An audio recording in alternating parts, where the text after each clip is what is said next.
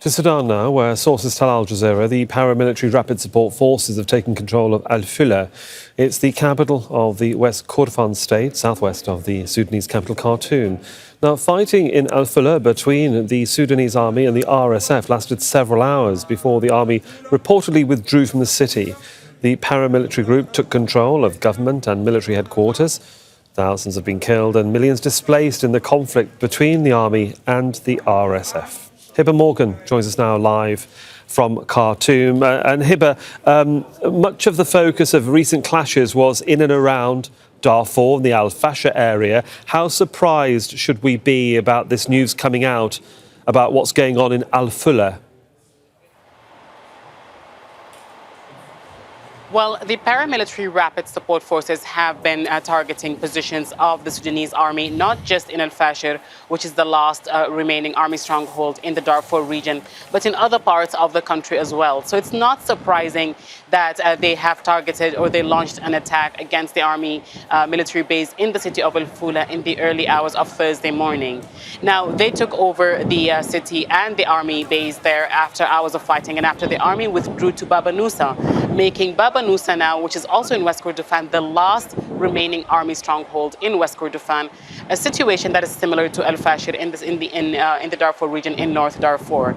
Now, there are concerns that with the RSF taking over, that would lead to more displaced people. The government of the city of el-Fula already released a statement just a few minutes ago saying that hundreds of thousands have been displaced as a result of the RSF taking over, that the city of el-Fula was already home to many displaced people who were fleeing from other parts of West Kordofan, and now they're fleeing to Baba Nusa, which is the last remaining army stronghold.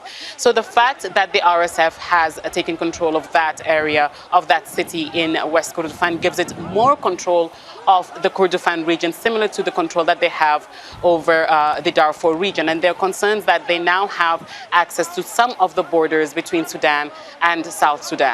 So let's just talk about those civilians that you've just touched upon, Hiba, and those that have been displaced and those that live in and around the area. What's so important about al-Fula in terms of sort of civilian life? Why do people congregate there? And if they have to leave or if they need to leave, where would they go? Well, civilians have fled from other parts of the West Kordofan state and as well as from the Darfur region into West Kordofan and eventually to el-Fula, seeking refuge from the fighting between the RSF and the Sudanese army elsewhere in the state. Now that the RSF has taken over el-Fula, this means that the civilians will flee to Baba Nusa, the last remaining army stronghold, but they may cross the border into South Sudan. And there are concerns with the dire humanitarian situation, with aid organizations saying that they already have challenges reaching those in need in the state. Those needs and those in need of assistance will increase as time goes by. Hiba, for that update, thanks very much. Hiba Morgan for us there in Khartoum. Let's cross over to Amgad Fareid Eltayeb. He's the executive director of the think tank Fikra for Studies and Development. He was also the assistant chief of staff to the former Prime Minister Abdallah Hamdok during the transitional period in Sudan and joins us now from the Egyptian capital, Cairo. Mr. Eltayeb, good to have you with us on Al Jazeera.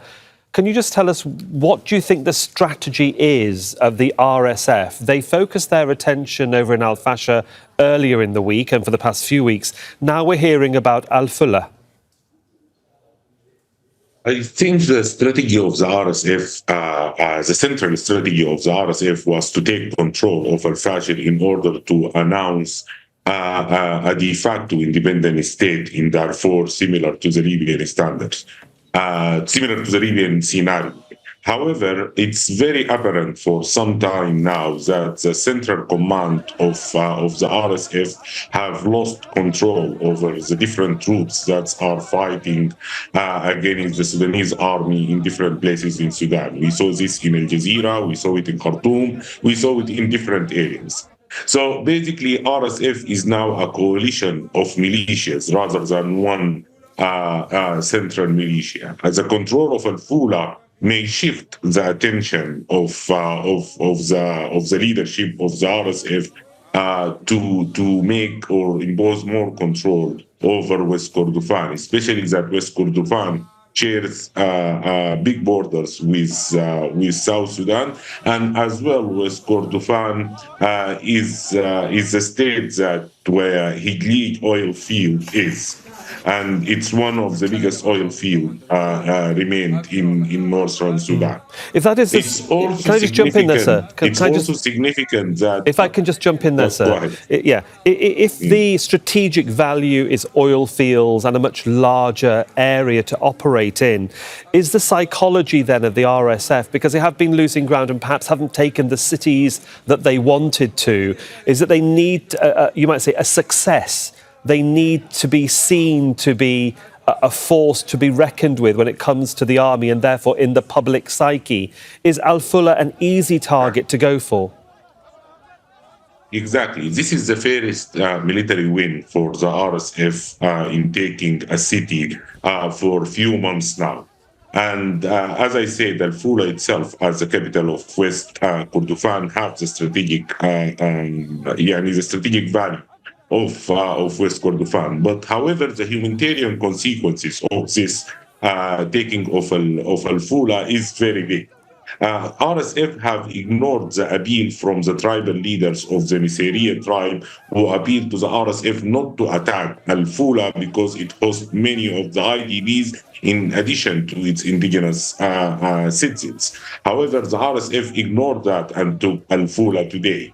This will affect the politics, the tribal politics inside el-Fula and in West Kordofan in general, especially that dozens of people, if not hundreds, have been killed in the early mornings of today while they were taking el-Fula. Okay. Moreover, it also people have been fleeing the areas controlled by the RSF to the areas controlled by SAF because they are afraid of facing the same fate that was faced by al-Masalid in West Darfur in June last year, where the RSF committed a Guinea massacre. With the lack of humanitarian aid, with the lack of infrastructure for a proper humanitarian aid process, I think that we are going to a catastrophe in West Kordofan. Indeed. I mean, to give us the sort of the in-depth issues of what people are facing is horrific for a conflict that's been going on for well over, 18 months now.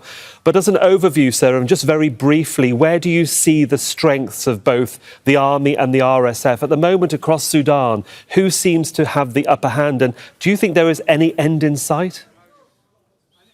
There is no military end for this. This conflict that's happening in Sudan cannot end by war. And the problem that the RSF continue to receive unhindered and continuous supply of weapons and military support and logistic support from the United Arab Emirates for the last 18 months since the eruption of the conflict. And this has been factored in the continuation of war and also helping the RSF to evade any political solution to end this. RSF wants to take Sudan hostage in order to serve the Emirati interest in the region, and this have been breaching the international law, have been breaching the UN Security Council resolution, and there is no end for this war before UAE stops supporting the RSF in its war against the Sudanese people. Amgad, Fareid, Eltayeb, we'll have to leave it there, I'm afraid, but thanks so much for joining us from Cairo, sir. Make sure to subscribe to our channel to get the latest news from Al Jazeera.